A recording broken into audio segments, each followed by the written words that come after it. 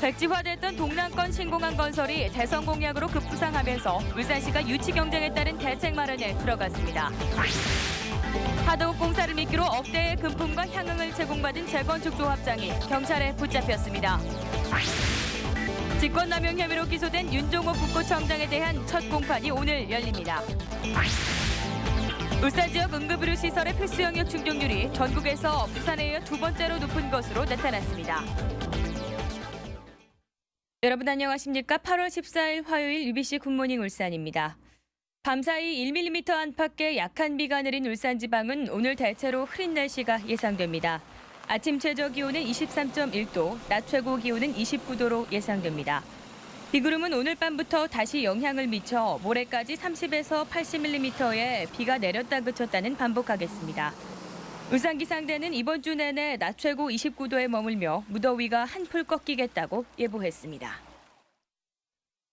지난해 초 경제성 부족을 이유로 백지화된 동남권 신공항 문제가 대선을 앞두고 쟁점으로 떠오르고 있습니다. 울산시도 대응책 마련에 들어갔습니다. 이정환 기자가 보도합니다. 지난해 4월 1일 이명박 대통령은 동남권 신공항 백지화에 대해 사과의 뜻을 밝혔습니다. 결과적으로 동남권 신공항 공약을 지킬 수 없게 된 것에 대해서 저는 개인적으로 매우 안타깝고 송구스럽게 생각합니다. 경제성 부족이 표면적 이유였지만 부산과 대구, 경북 등의 지나친 유치 경쟁도 한몫을 했습니다.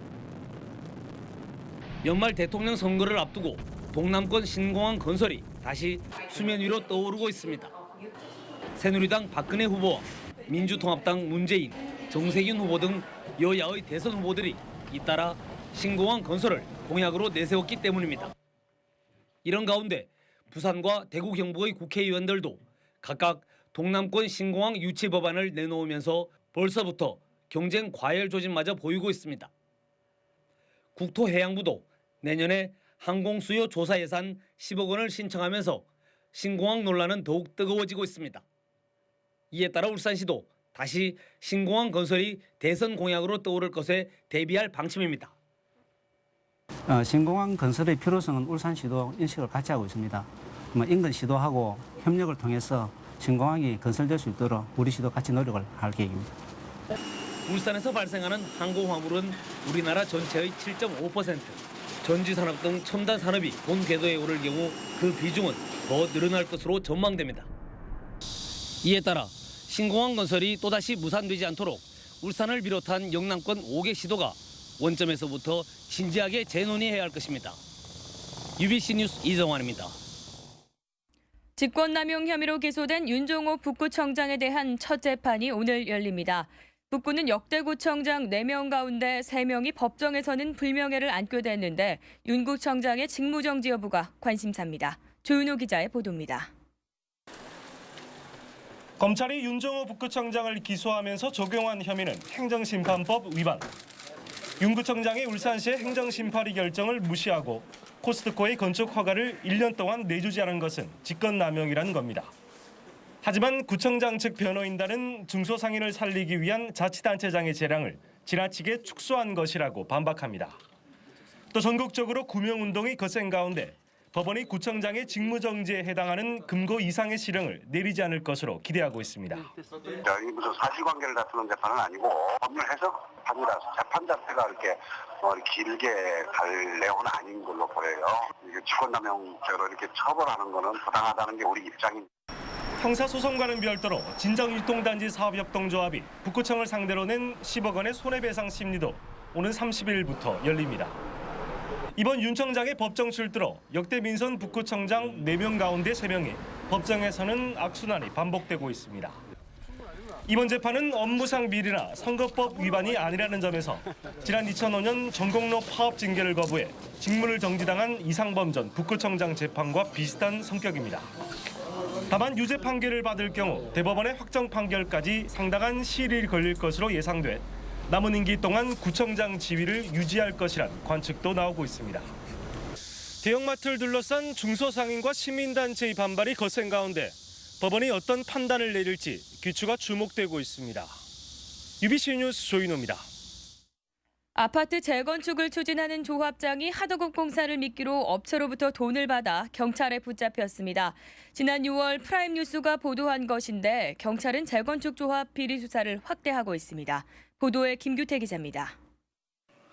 남구의 한 아파트 재개발 조합도 비리 의혹에 휩싸였습니다. 남부경찰서는 공사 수주를 빌미로 세시업체로부터 5천만 원대 향응을 받은 혐의로 조합장을 내사하고 있습니다. 이 같은 재건축 조합 비리가 사실로 확인됐습니다. 경찰 조사 결과 조합장 49살 정모 씨는 지난 2009년 11월부터 1년 동안 55살 정모 씨로부터 전기공사업체로 선정될 수 있도록 해달라는 청탁과 함께 1억여 원을 받아 챙겼습니다. 정 씨는 고급 주점에서 수십 차례에 걸쳐 마신 술값 9천만 원도 전기공사업체와 세시업체에게 떠넘긴 것으로 확인됐습니다.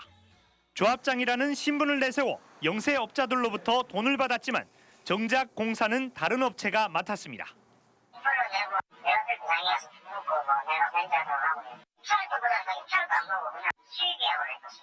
조합장은 시공사를 감독하기 때문에 하도업체를 시공사에 추천한다든지 알선할 때는 시공사에서는 들어둘 수밖에 없는 그런 지위에 있기 때문에 조합원들은 내년 8월 준공을 목표로 우여곡절 끝에 재건축에 들어간 사업이 차질을 빚지 않을까 우려하고 있습니다. 부자 거기 있던데 공부하고 어디 가고 하면은 조합장이 없으면은 부자병이 해야 되는데 부자병이 공매에서 못하게 하지마. 경찰은 재건축 조합장에 대해 구속영장을 신청하고 뇌물을 제공한 업체 대표 등 2명을 불구속 입건하는 한편 다른 재개발 재건축 사업장에서도 뒷거래가 있을 것으로 보고 수사를 확대하고 있습니다. UBC 뉴스 김규태입니다. UBC 특별대담 대선 후보에게 듣는다에 출연한 민주통합당 정세균 후보는 다시 경제를 일으켜 세워야 한다며 경제 대통령을 표방했습니다. 정 후보는 자질을 앞세워 영남에서도 지지 기반을 넓혀가겠다고 밝혔습니다. 선우석 기자가 보도합니다. UBC 특별대담 대선 후보에게 듣는다에 출연한 민주통합당 정세균 대선 경선 후보는 기업 근무 경험을 바탕으로 경제를 일으켜 국민들이 희망을 갖고 내일을 기다리는 국가를 만들기 위해 출마했다고 말했습니다. 경제 살리지 않으면 정말 이거 우리 나라 어디로 갈지 모르는 그런 상황이어서 저는 다시 경제를 얘기할 수밖에 없다. 정 후보는 가계부채가 천조에 달해 서민들을 옥죄고 있다며 빚없는 사회와 사교육 없는 세상 건설을 공약으로 내걸었습니다. 또 울산 관련 공약으로는 참여정부 시절 유니스터의 설립에 크게 기여했다며 유니스터의 과교원 성격과 산업기술박물관 유치 등을 약속했습니다. 울산을 소득뿐만 아니라 삶의 질 1등 도시로 만드는 게 좋겠다. 그러기 위해서는 여러 가지를 잘 관리해야 되겠지만 의료 문제가 저는 심각하다고 생각합니다. 비문재인 후보 간의 연대에 대해선 부정적 입장을 밝혔으며 안철수 교수와의 연대에 대해선 민주당 후보로 대선에 임하는 것이 최우선 과제라고 말했습니다. UBC 특별대담 대선 후보에게 듣는다. 민주통합당 정세균 후보편은 오전 11시부터 40분 동안 방송됩니다. UBC 뉴스 선우석입니다. 다음은 경제계 소식 알아보는 경제 이모저모입니다. 현대자동차 그룹이 런던 올림픽 종합 5위를 달성한 국가대표 선수단에 4억 원의 후원금을 전달했습니다. 현대차 그룹은 이번 경력금 지원이 앞으로 대한민국 체육 발전에 큰 도움이 되길 바란다고 밝혔습니다. 현대중공업과 SK 등 지역 주요 대기업이 하반기 공개 채용에 들어갈 예정입니다. SK그룹은 지난해보다 40% 확대된 채용 규모에 맞춰 하반기에 3,000명을 선발하며 현대중공업그룹도 이번 주 중으로 채용 규모를 정해 채용 계획을 확정할 방침입니다. 현대중공업이 올 2분기 매출 12조 7천억 원, 영업이익 3,585억 원, 단기순이익 1,341억 원을 기록했다고 공시했습니다. 현대중공업은 고가 선박 수주 감소와 유가 하락으로 인한 정유 부문 부진으로 1분기 대비 매출과 영업이익 단기순이익이 각각 1.71%, 63.01%, 74.36% 감소했다고 밝혔습니다. NH농협카드는 행복한 대한민국 카드를 통해 조성한 독도사랑기금 5천만 원을 세종대학교 독도종합연구소에 전달했습니다. 독도종합연구소는 독도 영유권 문제에 관한 역사적, 지리적, 국제법적 연구를 하고 있습니다. 보통 노후관 개량 공사는 도로를 판 뒤 노후관로를 새 관로로 교체하는 방법으로 진행됩니다. 그런데 도로를 거의 파지 않고도 이 노후관로를 개량하는 공법이 있어 시민의 불편을 크게 줄였다고 합니다. 윤경재 기자의 보도입니다.